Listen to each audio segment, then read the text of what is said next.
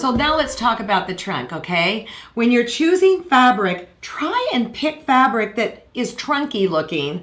I think it makes it a whole lot more fun. And when you find your trunky looking fabric, consider how you're going to make the first cut. In the case of this stripy fabric, it was cut cross grain. You're going to want to cut it 1.5 inches wide and then cut it 1 1/4. So you have this little rectangle for the trunk, all right?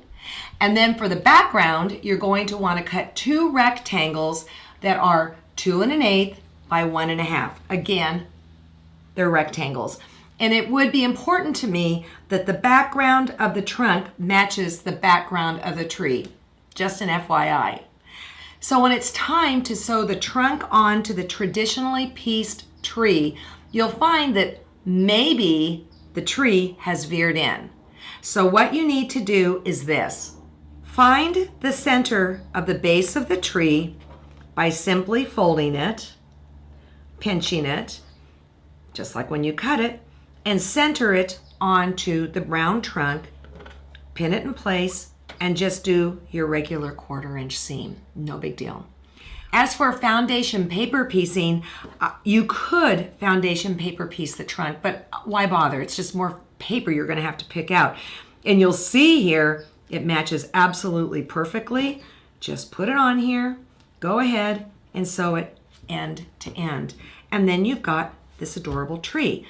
Remember, you're going to have to make 76 trees. The pattern says less, but I'm going to take 4 of the trees and chop off the bottom, and 4 of the trees and chop off the top. You'll note that it is a vertical set, meaning I sewed rows vertically, and then I staggered them, all right?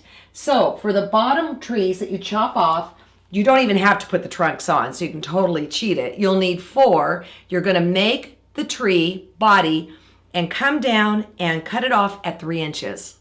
For the top, you're gonna make 4 and you're gonna come up from the bottom and chop off 3 inches. So when you have all of your trees made, let's talk about what I actually do when it's time to sew them together. Again, they're vertical rows. So I will sew, say, this row to this row, but then I make sure when I sew this row on that this lines up with that, and then when I sew this row on, it's that this lines up to that. Make sure that you go to your design wall to put all the blocks up to make sure that you have a pleasing arrangement.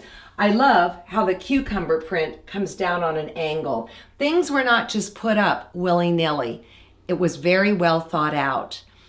So it's time to get busy, and my next lesson is going to be how to cope with these 1 inch finished half square triangles. Yes, they're doable because remember, you are now a 1/4 inch expert, but I'll still give you ways to cheat.